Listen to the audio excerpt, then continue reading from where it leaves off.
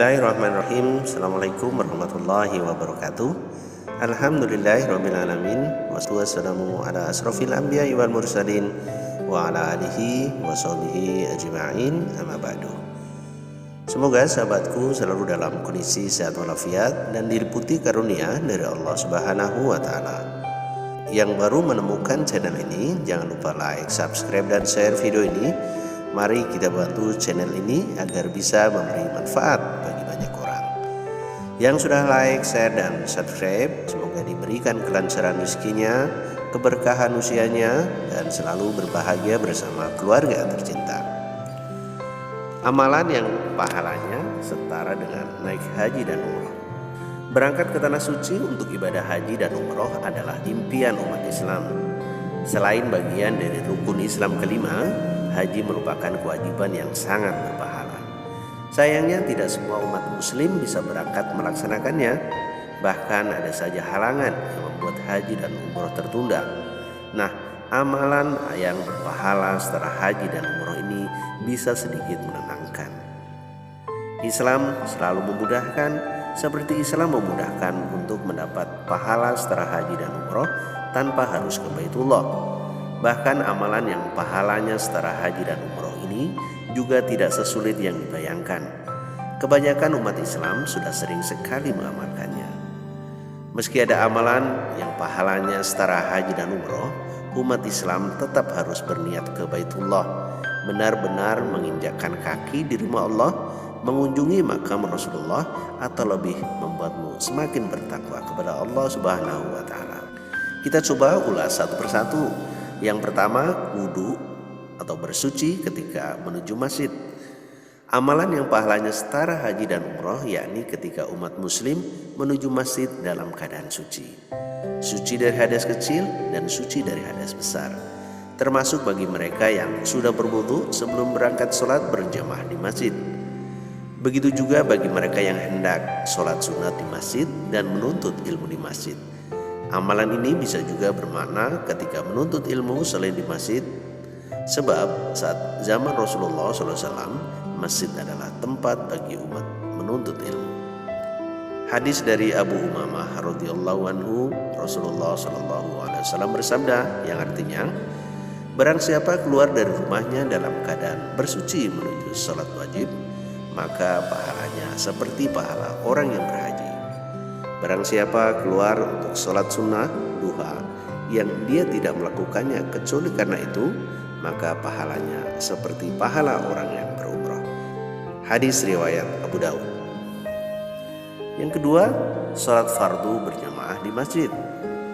Ternyata melaksanakan sholat fardu 5 waktu berjamaah di masjid termasuk amalan yang pahalanya setara haji dan umroh. Amalan ini sangat bisa mendekatkan seorang hamba kepada Tuhannya, memakmurkan masjid dengan terus berupaya mendatanginya. Selain setara dengan pahala haji dan umroh, selalu salat fardu berjamaah di masjid juga begitu berlimpah pahalanya. Ada 2 hadis Rasulullah yang bisa menguatkannya, yakni dari Abu Umamah radhiyallahu anhu, Rasulullah SAW bersabda, siapa yang berjalan menuju sholat wajib berjamaah, maka ia seperti berhaji. Siapa yang berjalan menuju sholat sunnah, maka ia seperti melakukan umrah yang sunnah. Hadis riwayat At-Tabrani. Dari Abu Umamah radhiyallahu anhu, Rasulullah SAW bersabda, barang siapa keluar dari rumahnya dalam keadaan bersuci menuju sholat wajib, maka pahalanya seperti pahala orang yang berhaji. Barang siapa keluar untuk sholat sunnah duha yang dia tidak melakukannya kecuali karena itu, maka pahalanya seperti pahala orang yang berumrah.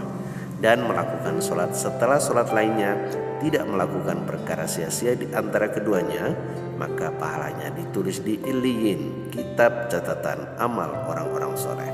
Hadis riwayat Abu Daud. Yang ketiga, sholat isyraq. Sholat isyraq termasuk amalan yang pahalanya setara ibadah haji dan umroh. Amalan salat ini diawali dengan sholat subuh berjamaah di masjid.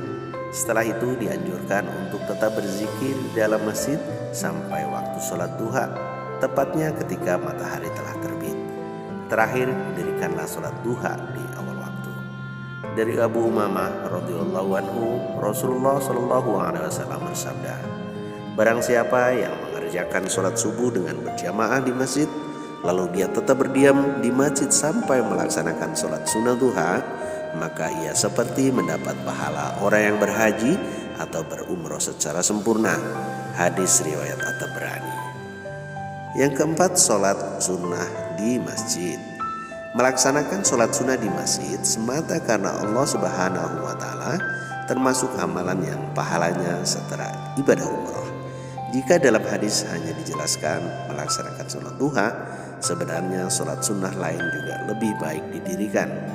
Dari Abu Umamah radhiyallahu anhu, Rasulullah shallallahu alaihi wasallam bersabda, barang siapa keluar dari rumahnya dalam keadaan bersuci menuju sholat wajib, maka pahalanya seperti pahala orang yang berhaji.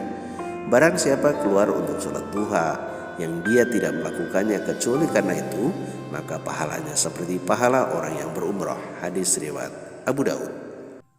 Yang kelima, menuntut ilmu.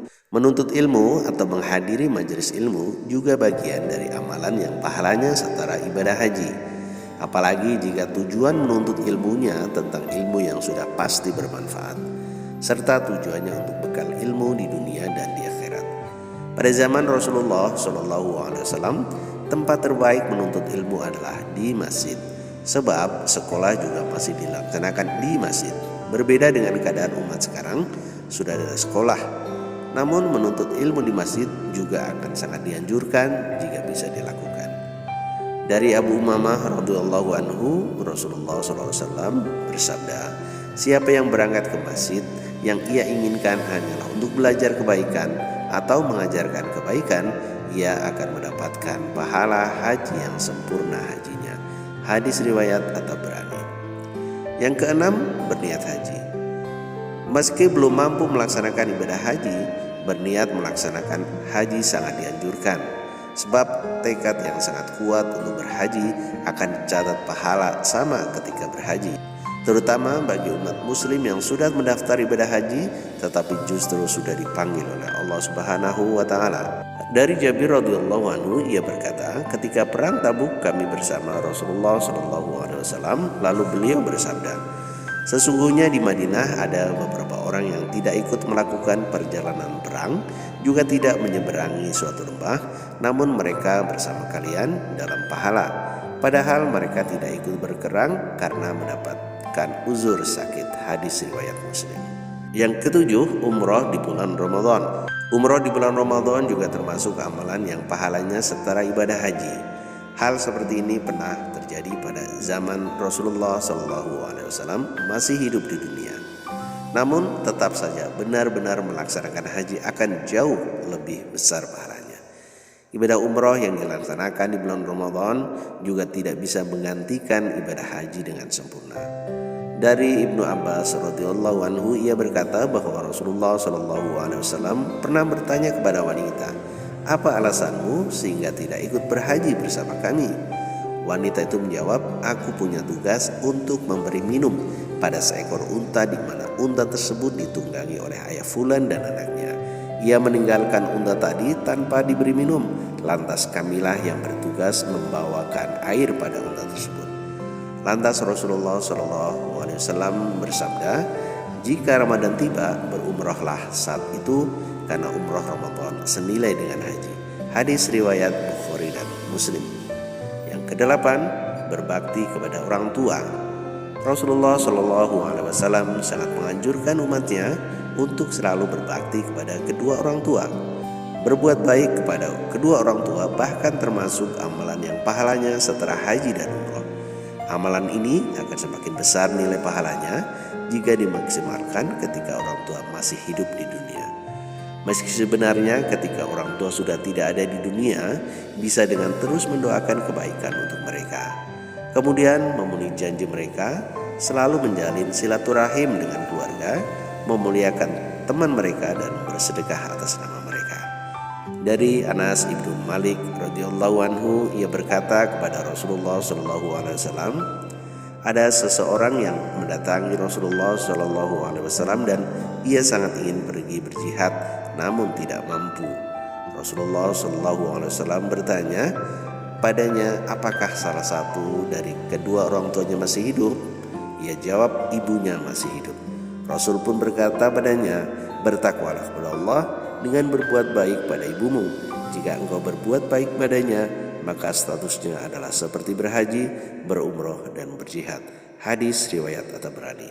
Demikian para sahabat semuanya, beberapa amalan-amalan yang pahalanya setara dengan haji atau umroh bagi yang tahun ini